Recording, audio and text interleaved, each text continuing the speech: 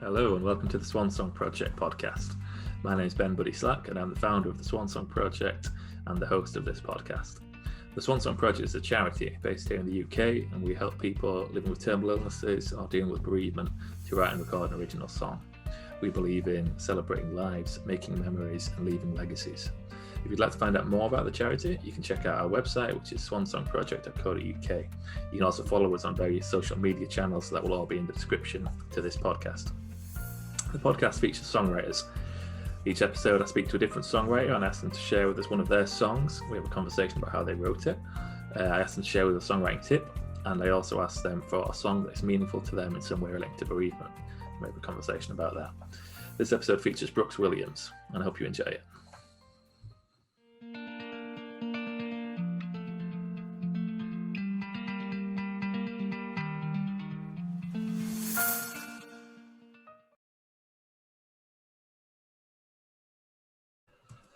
Okay, today I'm here with Brooks Williams. Thanks for joining me, Brooks. Hey, it's a pleasure to be here, Ben.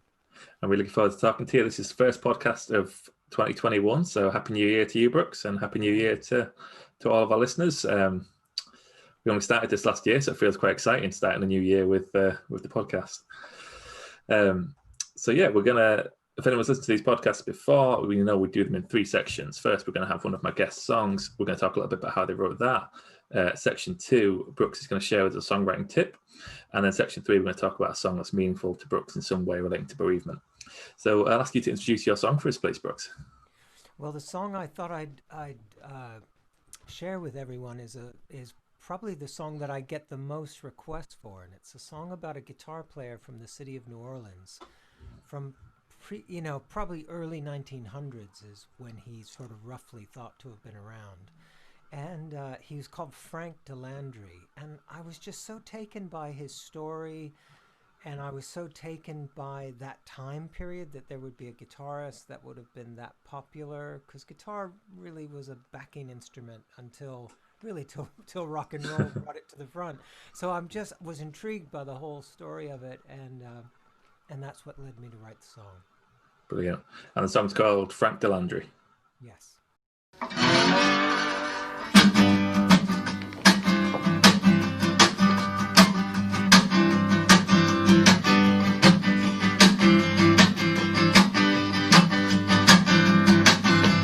Voices on the levee are quiet now. The only sound is the river, and the boats heading close to New Orleans, with their lights fading in the distance like the night. Frank Delandry died.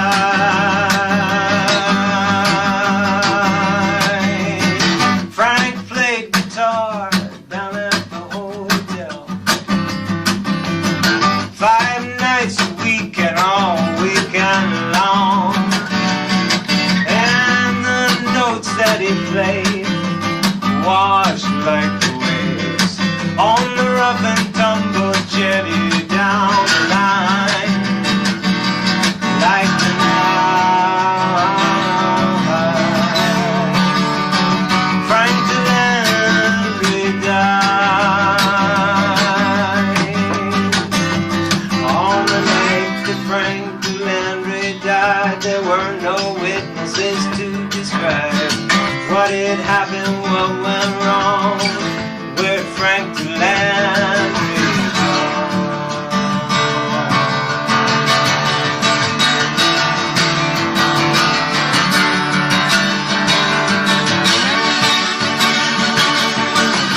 Working women down at the hotel used to sit on the stairs and listen,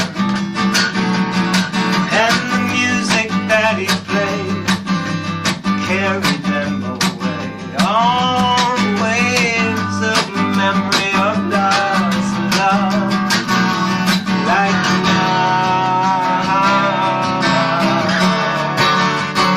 Frank Delandry died.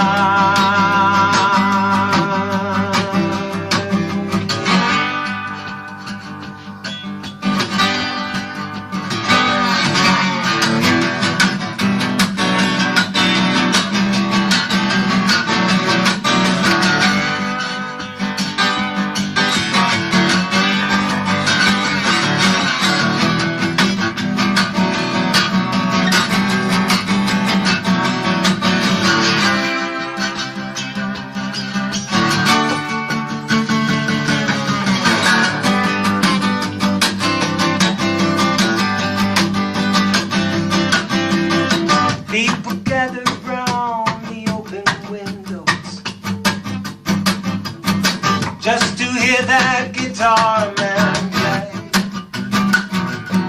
Well, he came from up and down the river, some as far as 15 miles away. Like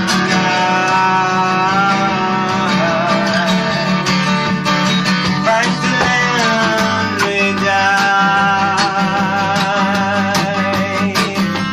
On the night that Frank Delandry died, there were no witnesses to describe what had happened, what went wrong with Frank Delandry.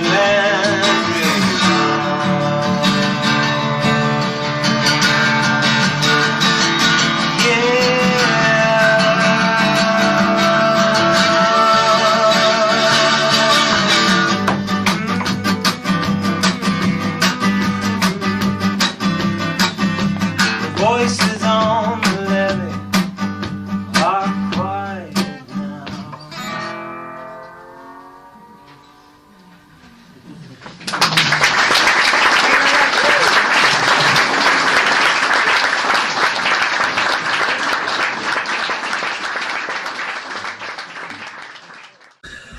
Okay, brilliant. So that was Frank Delandry by Brooks Williams. Yeah, it's how did you come about the story of Frank? And I'm always interested in these songs that are of these kind of legendary figures, and then how they come to. And also with songs like that, I'm always interested in whether anyone else has written about him. Like, you've heard other variations, you know, like songs like Stagger Lee, where there's all these different versions of the same story. Yeah, well, this one, I was interested in this little short book. I think it was put out by the state of Louisiana, and it was on the cornet players that influenced Louis Armstrong.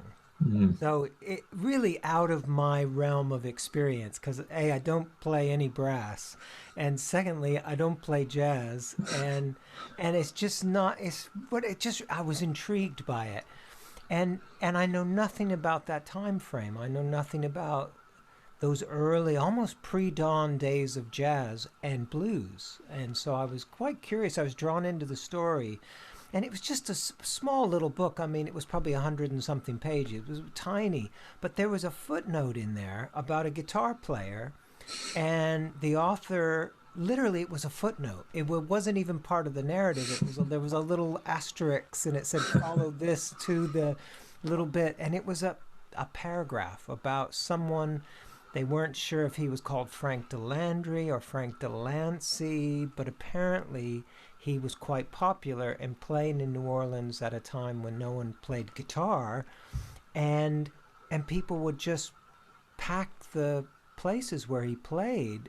And not only that, but when they filled up, they'd stand outside the windows and listen in from the outside. And it just boggles the mind to think of what would that have even sounded like? What would that have looked like? And I was so intrigued by that story. Literally, someone lost in the mists of time, and but as it turns out, truly lost in the mists of time, because one day he just never showed up to work to play his normal gigs, which he did all week. He played at the same place every day of the week.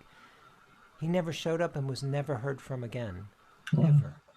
And I thought, well, where does a person like that go? And of course, your first thought is death by misadventure, knowing the wrong people or owing someone something, and, being called to task or being in the wrong place at the wrong time. You would think that was probably quite a dubious lifestyle some of these players would have been, brushing up against. It would have been a rough life.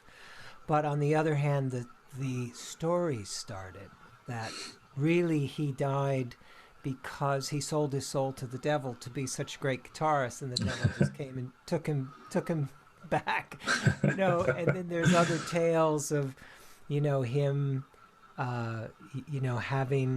having been caught with someone's wife, and it went on, and the way these things do, the sort of urban legends, and I just was intrigued. And the thing, Ben, that really struck me was wherever I looked, I could find no evidence of him whatsoever except for this one little footnote that was in the Museum of Louisiana History. Just little tiny narrative. That's it. That's all there is. And so I was really intrigued by that. It's very rare that we come across something that no one's written about before, that no one's looked at. And so I just thought, well, whether it's life or legend, I feel like he needs a song.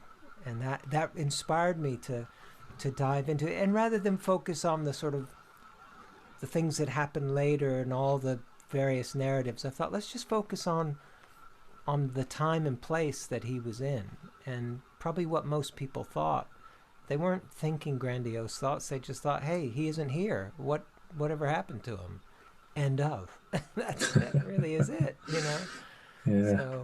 So anyway, it was just, and it turns out to be a song that people ask for, well, pretty much every time I perform, or if I'm doing anything online, there's always a request pops up for it. So I'm just delighted to have come across his name in my reading. You know, it was a lucky find. Yeah, it's brilliant, Brooks, and it's one of the things where, like, you know, people ask about where musicians get their ideas from, and it's like it's such a range of things, but so good that then, like you say, you spotted that footnote and that just took you, and you could follow it through. And yeah, I mean, I think anyone who writes songs knows that songs come to us, I believe, because we are tuned in.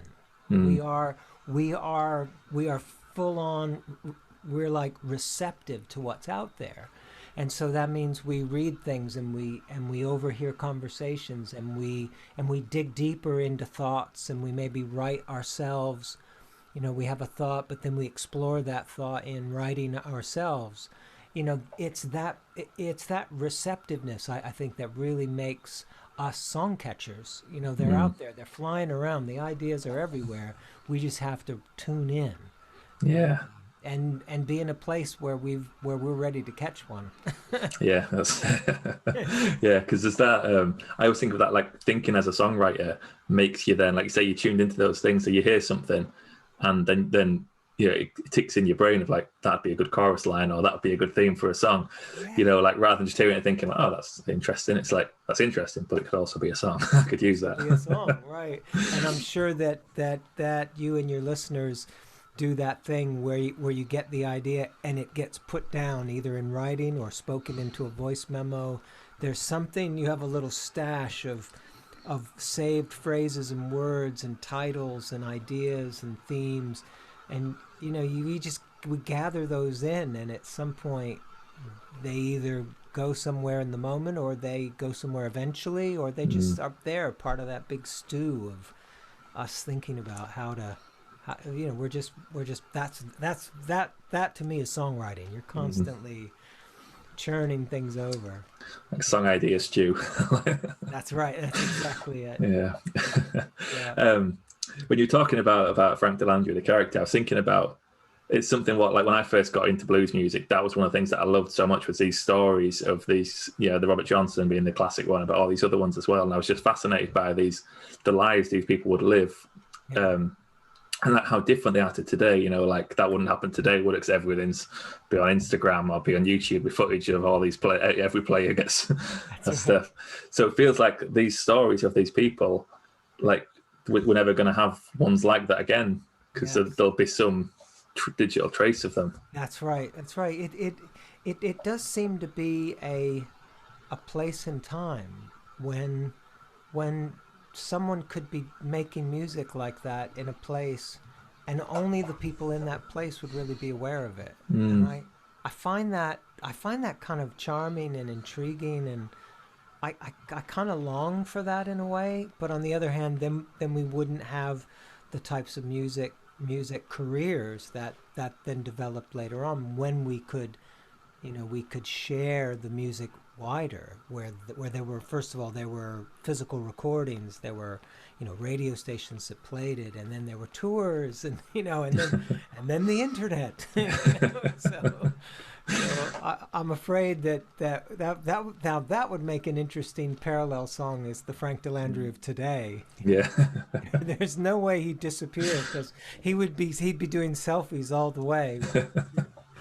There's a really funny bit. I don't know if you've seen Springsteen's On Broadway show. Yes, I have. Where he's talking about the first time they travelled across country, and he said, in those days before the phone, if you lost someone, they were gone. You couldn't. There was no way of contacting them. You see them when you see them. Yeah. So that idea of like Frank Delandry disappearing, like he's just gone. He could be anywhere. Could be anywhere, right? And well, there it is. Yeah, different time entirely. How did you find? Have you written lots of songs about characters like that? And how did you find that process? Again, that was another thing. When I first started songwriting, I loved character songwriting, and I'd kind of write characters and then put them in situations to find things to write about. And what was it like? So yeah, is that something that you do a lot of? And how was this one, knowing it was a real person but having such limited information about them? Well, it's something that I always admired in song, but it's not something I did initially. I think initially I was influenced in a more stream of consciousness way of writing, that I would have a thought about a song and that would lead to the next thought. And I was fairly tuned in at the time to thinking that logical progression needed to be respected. So I would pretty much stick with whatever flow the song took, and even though I would go back and edit bits and pieces, I wouldn't do massive edits. I would really stick to the way it flowed, and they tended to be the lines tended to be longer. They tended to be, I won't say rambling, because they always had a focus, but they tended to kind of only go so far. And I realized one day that what I liked to listen to was songs that were more narratives. And I said, well, those are my favorite songs. Like, that's what I listen to for pleasure. So why don't I write like that? And so I dipped my toe in the water. It was probably about the time I made my third album. I dipped my toe in, and I found it so powerful, but I found it a different sort of discipline, because there's so much that you could put into a song. I mean, a song is 2 to 5 minutes long, right? So you've got a lot to get into a small space. But I just love it, and so now it's kind of what I do mostly. It's kind of unusual if I don't write a song that has some sort of a storyline in it. It's very.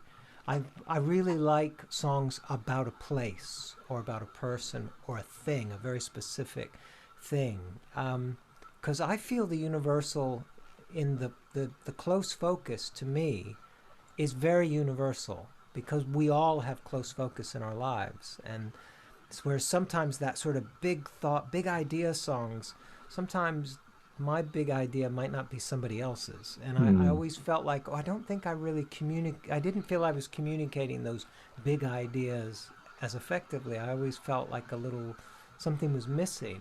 And so when I turned the focus around and got more focused, suddenly I felt as though it was resonating more within me. And then I was hoping that was happening with the listener as well. So, but with Frank Delandry, what was interesting was there's such little information that I had to basically immerse myself into early 1900s New Orleans and try to imagine what that would be like. So because I had also read the book about the cornet players who had inspired Louis Armstrong, of course some of that was in there. So I kind of got an idea of what it was like. And also, having been there, I kind of knew the feel for the place, even though I was I was not there in the early 1900s. So, but you kind of get the idea. There's a feel to the place. So I had to draw on my own. I had to create a sense of place, that was something that I hadn't really experienced, and no one really wrote about it. So I had to create an environment and piece together all these little threads of my knowledge of the city of New Orleans and music and life in the deep southern part of the USA, and everything about that experience I had to bring to bear. And I have to say, Ben, it's fabulous fun, because there's no one to say, oh, that's not right, because it's about the place, and I know at least that part's right. I find it more challenging when there's so much information, because there's a lot to get in. And you feel sort of beholden. You really want to do the subject, you want to do them the honor and the justice of getting as much truth of the facts of their experience or their life or whatever into the song. And so you are I feel duty bound to make sure I do that. So yeah, and I guess it's like you don't want, like, you could turn it into one of the folk songs as 35 verses, can't you, and tells every aspect of someone's life. Absolutely. And I have to say that Frank Delandry, even though there weren't tons of facts to work with, what I find when I write these narrative songs is it's best to tell the story without thinking of thinking of it as a song. So you get this massive thing, and then it's a matter of cutting it down to a song. But I find it's important to write as much as I can, and that I literally chop out lines. It's chop and change, move it. Oh, we don't need that line, I've already said that. Or, oh, this doesn't really mean anything, so scoot, and everything scoots up and it gets shorter and shorter. And it actually is a lot of fun. It's actually a part of the writing process that I really enjoy, that playing with the narrative once I've written it. But there's a lot to get in, and and you just think 32 verses. Wow. Yeah. I haven't lived long enough to actually have the right to put 32 verses in anything.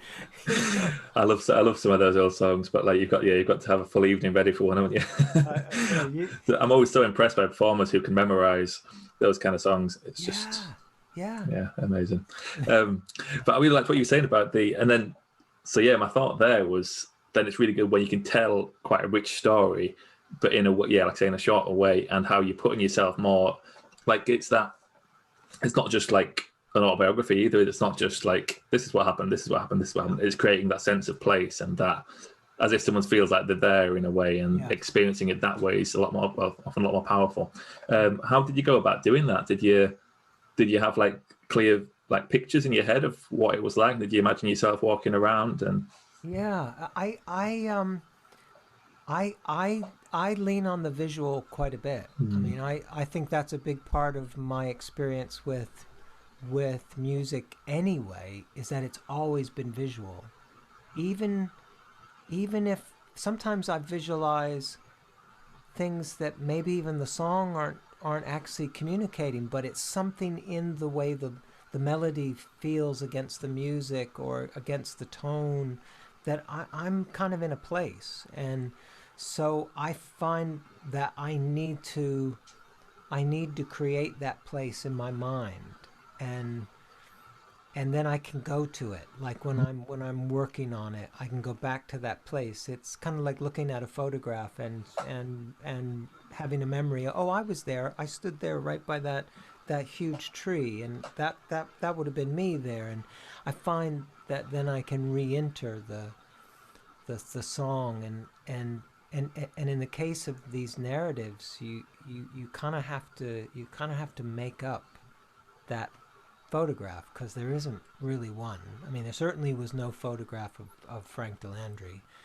There was nothing that I could build on from him, but I could create a picture of the place if I put together all these different threads. I could create something that was a little bit like a tapestry, and that kind of helped me go there.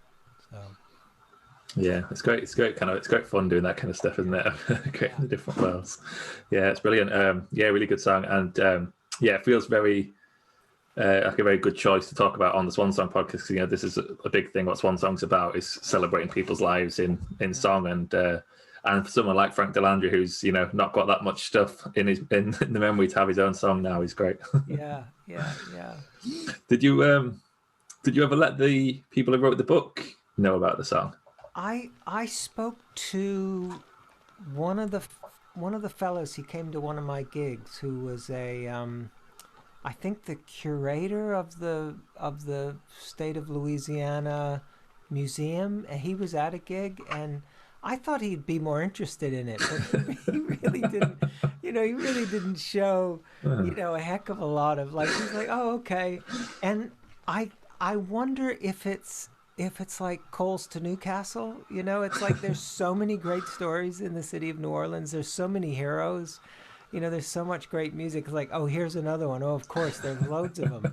But I can say that when I go down into the Deep South and I play these songs, and especially when I'm near New Orleans, I feel that the people who are from there really get it, because I kind of envision that it would have been their great ancestors that could possibly have gone and hurt this guy. That could very well have been. You kind of get the idea that they may have. And it feels like part of a very long, very, very long continuum. And I feel like I'm just dipping my toe into this ongoing story. So I don't know how far afield it's gone, but I certainly haven't heard back from anyone in an official capacity from the archive that published this book. But the response from the people has been, the punters has been outstanding. That's been great. So that's plenty for me. Yeah, it must be really nice going to play it there. When did you write it? Because you live in the UK now, don't you? Yes, I live in Cambridge now, and it's interesting. I started writing it at that time.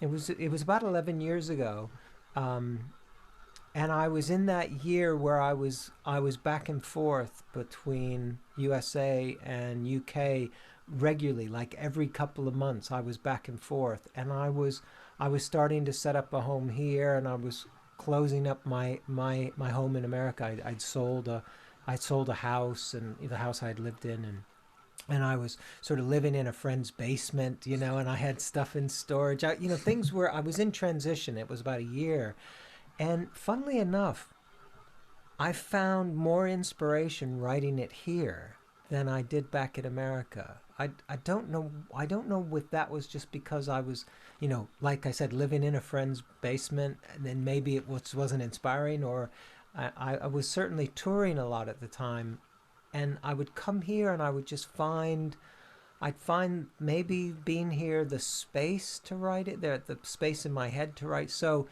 even though it's a very, it's a very Americana kind of song in its theme and in its sort of musicality, it certainly was written 100% here in the UK, and maybe I was able to tap into that. There was something I was able to tap into, because initially it was kind of a dirge. Like when I first wrote it, I had a few of the lyrics in place, but it was very minor and modal, almost like it could have been played on banjo, a very slow, sort of spooky, like banjo piece. And the more I worked with that, I thought, I don't know if I feel that. I don't know if I feel sad. I don't feel necessarily this is a sad minor modal thing. I felt like there was a little bit of kind of, I wouldn't say humor, but there was a little bit of that, like you just wanted to scratch your head and say, wow, what a strange situation. There felt like there was more energy to it, and it was here that I realized that. I felt like the when I was in the UK, and once I got into that current groove with that sort of real chugging guitar sound, once I got that rhythm, then the narrative really came into place. I remember it was like once I got that, I'd been writing the lyrics, but they started to really flow at that point. I really got the flow of the narrative. I think because I got the pace right, and I got the length of the lines right. And I started thinking, oh yeah, the line feels like it should do that. The voices on the levee are quiet now. Boom, rest. The only sound is the river, and the lights in the distance. There was these short phrases with the guitar chugging away. That seemed to work, whereas I think before they were longer lines with the minor guitar chords, and it just didn't feel like it was working. So yeah, so that was the process. Yeah, it's so interesting the way songs come together like that, isn't it? And how, again, it's like, I don't know if you feel the same, like when something just clicks, like you say, then you have the idea, and you had some lyrics, I'm assuming you had some melody and everything before with it, and like you say, it's just knowing that's not right for it in some way. And yeah, I think we have to stay true to the task. Like, even if we know it's not maybe quite right, we still work at it. We still persevere and think, well, there's something in here. I know we'll get there eventually. And I think there's a couple of dangers is that we try to shoehorn thoughts and ideas into songs because we know there's something in there and we'll find it, and if we don't find it, we'll just shove this little bit in there. And I really get cross with myself when I do that as a songwriter, because I think I've taken the easy road. I've sort of tried. I haven't really put the work into it that the song needs and the song calls for. But at the same time, I think it's really good to hang on to things and to know that if we keep at it, we'll find that right thing, that thing that's going to do it. It could be a word, it could be a phrase, it could be a little a harmonic shift, it could be a melodic shift, it could be a rhythmic shift, and that's the one that we're suddenly going to feel like, oh, now we're on to something. And to me, that's the most exciting part of writing songs. That's like, it's like a drug. It's like, wow, I love that, and at the same time, it's exhausting. Yeah, I like we said about being true to the song as well. That's what it feels like, because you learn how to write songs, and then so you could have written that song in its initial form, and it would have been a song, and it would have, but it's listening to yourself and thinking, is this, the way you write one song isn't the way you write another song. And you have to kind of be aware of what that song's trying to say in some way.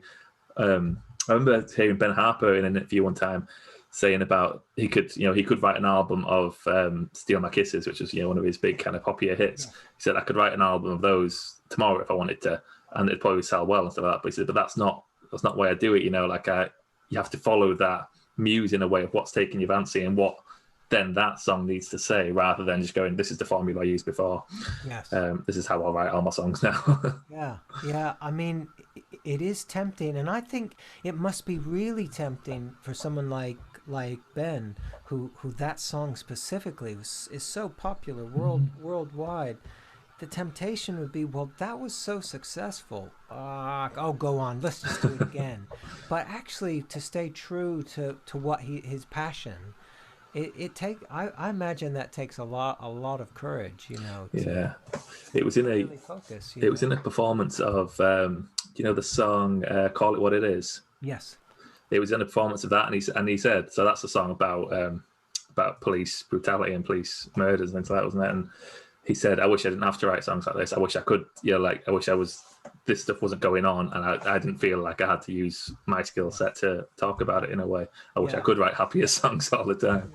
Right. It's brilliant to follow that muse in that way. Yeah, that's true. Yeah, brilliant. Yeah, thanks a lot, Brooks. So let's move into section 2 now, shall we? This is where I ask my guests to share with us a songwriting tip that might be useful for the songwriters. So what would your tip be for us, Brooks? Well, my tip, we've sort of touched on it a little bit, but the songwriting tip that has been most helpful to me, and something that I use a lot, is when I'm in a song and I feel like I've come to a point where I feel sort of caught or snagged, where I don't feel like it's progressing. I find one thing that's really interesting to do is shift the focus of the song. So let's take Frank Delandry for instance. So I'm writing from the point of view of an outside narrator that's telling about Frank Delandry, and I seem to know an awful lot about everything, right? But one of the things, and that worked really well. But if I had got sort of snagged in on that, if I felt sort of stuck, one of the things that would have been interesting to do at that point would have been to suddenly say, right, now I'm going to write as if I'm Frank Delandry. So what would that look like? So I shift, and it's not as if I throw away what I've already done. I just want to experiment, and I want to see how that goes. And then I think, okay, well, there's one perspective. What if I'm someone in the room? What do they see about Frank Delandry? You know, and to not be afraid that if it's a good idea, it will stay a good idea. Wherever I go with this, whatever I do to it, great ideas are going to stay great ideas. So I will come back to it. And it was something that I didn't use when I started out as a songwriter. I wrote what I thought, what I felt, that initial inspiration, which we all need as songwriters. We all have to have the inspiration. But once you have the inspiration, trust the idea, trust the inspiration to be stronger. It's stronger than we give it credit. And so you can do a lot with it, and it will still remain there. So I've found it so helpful when I'm in the midst of a song, and I'm right now in the midst of probably eight to 10 songs that I've been working on over the last, say, 12 months. And I do that with these songs, and have been. I'd look at them, and if something's not clicking, I'll flip it around and say, well, instead of using the sort of past tense, what if I make it a present tense? And what if everything's in the now rather than this is what it was like? And those little shifts in a song, sometimes they just open a window. They open the whole sky opens up at that point. And so I just would encourage songwriters to experiment with that if they haven't already. And when I do my songwriting workshops, it's interesting to see the reaction of some of the people in the workshop. Some are very reluctant to let go of their initial idea, and I don't blame them. It's scary, but all I can say is trust yourself. You'll find your way back, but you have to go around the house to kind of get a good sense of what's in it. That's I don't know if that's a very useful analogy, but that's kind of how I feel. And that's been, since I've started doing that, it really it's made the process much more exciting. It's made it so vibrant and alive. And, it takes a little more time, but I think a good song is worth it. Yeah, no, that sounds great, Brooks. Yeah, it's not something I've ever done, and it's something I've thought about recently, mainly from listening to a lot of Dylan stuff. And some of Dylan's songs where, again, it's like set around a particular thing, but there's so many different things going on. I was thinking about that, of like whether that's what he does in some way, of like these are all these different characters all have these different things going on, but it's all based around this same idea. Yes. Of how you generate that many, it's somewhat seemingly obscure but connected in a way ideas. And that seems like a great way of doing it, of having different characters all based around the same thing that all have their own things going on. And again, I think it links back to what we were talking about earlier with the specific details and how powerful they are for people. Yes. So then if you've got all these different people, they've all got specific things going on that can all go into the song, and that then creates a lot more specificity that other people might connect to in a way. Yeah. I go back to something, I think it was a school writing teacher. Bless him, he was fabulous, and I've lost touch with him, but it had nothing to do with songwriting. This was just general writing, and I think we were writing. I think it was writing like nonfiction kind of things. So it wasn't even like creative writing. It was like telling like news facts, something like that. And he said to me something, and I've never forgotten it. He said, show me, don't tell me. And I know that's basic, and I know that we hear that, but the number of times that I still find myself telling rather than showing, and I think, well, how do we show an idea in a song? Is that we have to look through their eye, whoever it is, we have to be in their eyes, right, and see from their perspective. And so that kind of, I have to thank him for that. I think it took a few years, but I eventually applied that to my songwriting, and I think it does help us. It certainly makes us, I think, potentially more empathetic songwriters, because we are looking at things from other perspectives. We're sort of we're giving ourselves permission to look outside of our own sphere. So yeah, it's a cool process, and I love the way Dylan will do that with a song. To be these characters, and he even gives them names, and they're these fabulous names, and you think, oh my God, I know exactly what they look like. I see it in my mind's eye. Yeah, and a lot of times I have no idea how they connect to this part of the song, but I don't care. I love all of it. I love this story as well. I love this story. Yeah, it's great. Yeah. I really second what you said about the show me, don't tell me stuff as well. That's one of the things that I find the same, that my instinct is always just to tell. Like when I've got like, this is the story I want to tell, or this is the idea I want to convey in this song, and I'll just start writing about it. And well, that's just like a little lecture then. It's like, and it's like, nobody wants to hear that. Like, then I think I've fallen out of touch with it. But again, the way I would often try and do it then is like, right, so how can I tell this in a story? What do the characters have to do to get that point across? I used to always use, the song "I Hung My Head"? Oh, yeah. It's written by Sting originally, and Johnny Cash did a version of it on one of his later albums. That used to be my go-to example for it when I'd be in my workshops. And I remember I used to play it for them and say, like, so how does the character feel in this song, and what's he going through? And I thought, he's feeling a lot of remorse, and he's very sad, and all these things. And I said, and where does it say that in the song? And like, it doesn't say it anywhere in the lyrics. You just have the image of this guy hanging his head, and it's like, that tells you all you need to know about it.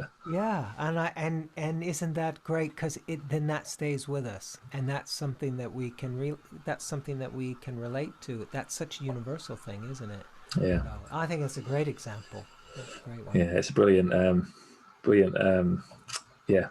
method of songwriting when you can do it. Do your characters ever interact between songs? Do you have like similar characters that come up in different songs and like things like that? I don't think I've ever done that, but that's a great idea. They can speak to each other across. That used to be one of my favorite kind of ideas to do. And like, it wouldn't necessarily be clear to a listener that this was the same character from this song and this was the character from this song. But in my head, I had like a little universe planned out of how they were all going to connect. I would say the closest that I come to it is, I have written a series of love songs or love gone wrong songs, and it's almost like a dialogue between the two. And I think there are times I feel like it's a continuing conversation. Mm-hmm. It's separated by a couple of years. There's that. But I love the idea. I'm going to try that. I'm going to try that in one of my recent. I'll like dip into one of my newest ones and see if I can do that. So, nice. You have to let me know how you get on. Yeah, I will. Great stuff. Cool. So let's move into section 3 now, shall we? This is where I ask my guests to share with us a song that's meaningful to them in some way relating to bereavement. And what we do here is I'll have the link for the song in the description. So if you're watching or listening to this and you don't know the song, you want to go check it out, you can do. And come back and we're going to have a bit of a chat about it. So what song did you choose for us, Brooks? I chose a song called Brand New Angel, and it's a song written by a wonderful songwriter by the name of Greg Brown, who lives in the middle part of the USA, and I've been listening to Greg's music for, decades. He was on the scene playing the little folk clubs and the singer-songwriter clubs when I was thinking about that being a career I wanted to go into. So I would go see him. So I'm very aware of his music, and I'm a fan of his writing. But I didn't come to this song through him. I was watching the film Crazy Heart, and this was in the soundtrack toward the end of the film, and it had the main character Jeff Bridges sitting in a bar in Houston playing this song with a little band, and I was just really struck by certainly the sound of it, but I was struck by the lyrics. And at the time, of course, I didn't know it was a Greg Brown song. I was just so intrigued. But it basically talks about the passing of an old fiddle player, and about, you know, the sort of things one would feel, which is, oh, you know, we won't hear that tone again. You know, that fiddle won't come out of its case again. You know, the bow has been put back.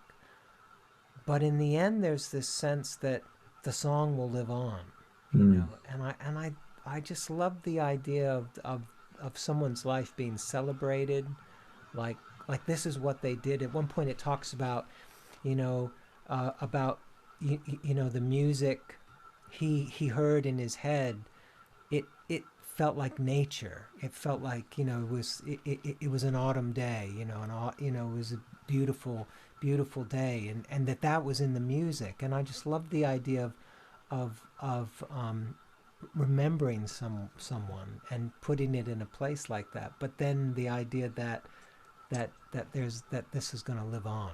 That's how it struck me, and it struck me as a powerful metaphor. I'm always drawn to metaphors that have to do with music, because music has been, since as long as I can remember, the earliest memories that I have of life all involve music, you know. So from the earliest days, I remember hearing music and being aware of music. So any time people write about music or notes or songs, I really feel it's more than just the thing itself.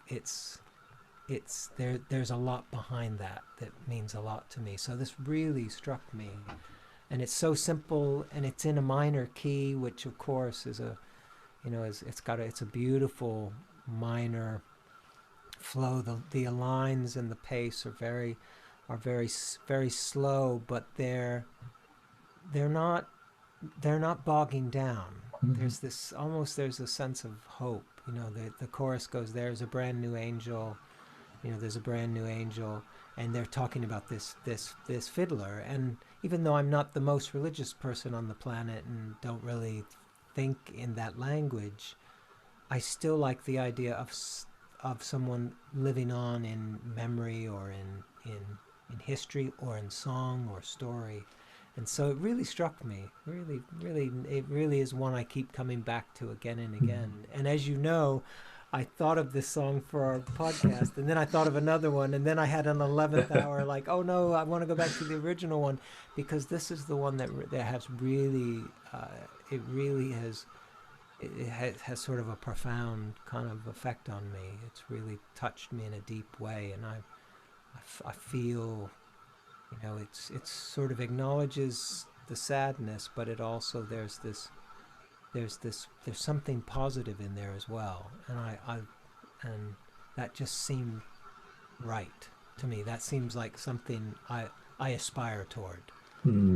Yeah, it's a powerful song, and again, it kind of has the. Oh, sorry, my headphones seem to be playing up.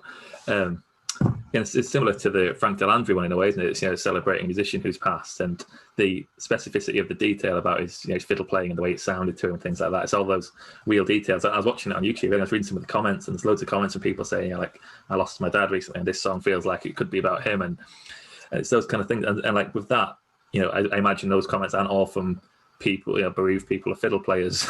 It could be anyone who's, you know, could be another instrument, or just anything that someone is kind of known for in a way that's their thing. You know, this is a fiddle player, this is a football player, this is someone who really likes this. It's kind of, it just, it's a very powerful piece. Yeah, I mean, it's funny that you say that, Ben, because what struck me was what I had in my mind's eye was someone like my grandfather. I wasn't thinking it specifically of my grandfather, but the image that I had wasn't of someone playing fiddle.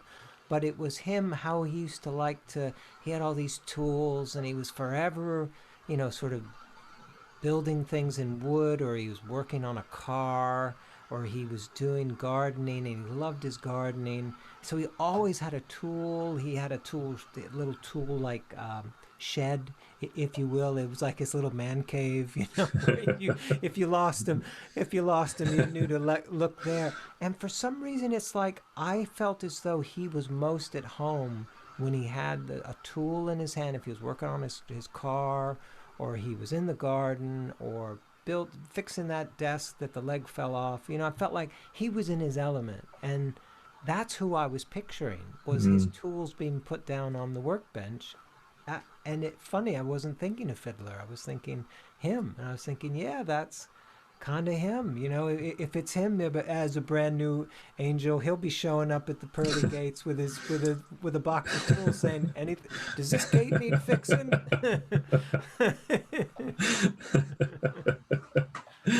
Yeah, it's beautiful. Brooks, really good. How good's Jeff Bridges' voice as well? When I first heard it, I was like, "Oh, this is brilliant." It's such a surprise. I mean, my wife Jo and I went and saw the film initially, and we kept thinking, "Oh, of course they've got this dubbed in. Of course." Then we read the notes and we looked it up, and we were like, "Oh no, that's him. He's doing it. He really did it. He dug into that part." And you know, I much like you probably know singers like that. They have that quality, and I think it comes down, if I can just go off on a tangent for a second, but it goes off on how important it is how you actually deliver a song, like once you write it, because I think it's his ability to be a character, to act, that when he sings the lines of the songs, we're there. We are in that moment with him. And I think that says a lot about how he delivered them, as well as he delivered them very well. You know, the singing is like, wow, that's great. Yeah. So. Yeah, it's a brilliant film. If people haven't seen it, I recommend checking it out. Yeah, the whole soundtrack. It's T-Bone Burnett did the soundtrack, isn't it? Who's just like, everything T-Bone Burnett does is just gold. He did the True Detective soundtrack as well. Go see True Detective, and the soundtrack for that's just amazing. It's and he did B.B. King's last album as well, I think, didn't he? I think he produced that. He did, yeah, he did. Yeah, it's funny, you know, years and years ago, Ben, now this is back 30 years ago, I went out to Los Angeles. I was living in Boston, and I was just beginning my career, and I had a guy I knew in LA who said, "Well, come out and we'll do a demo of a song in my studio." So there's no promises anything will come of it, you know, but of course I jumped at the chance because I was young and I was just playing little bars, and I thought, well, just anything, just to try it. So I went out, and you know, this friend of mine knew a few people, and so we ended up going to this, sort of LA cocktail party, which right there, it puts me out of my league. I'm there in my, my sort of clunky boots and my jean jacket, and they're all sort of quite, sort of sharp dressed, sort of, these LA people. And, but what was fascinating was I went with my friend, and, you know, he was off speaking to his friends, so I didn't know what to do. So I went up to this little bar area. I mean, it was in a private home, but they had a little bar set up. And so there was this woman at the bar, and she looked as out of place as I was, you know. So anyway, as you do, you just end up having a little chat. It turned out it was T-Bone Burnett's wife, his wife at the time,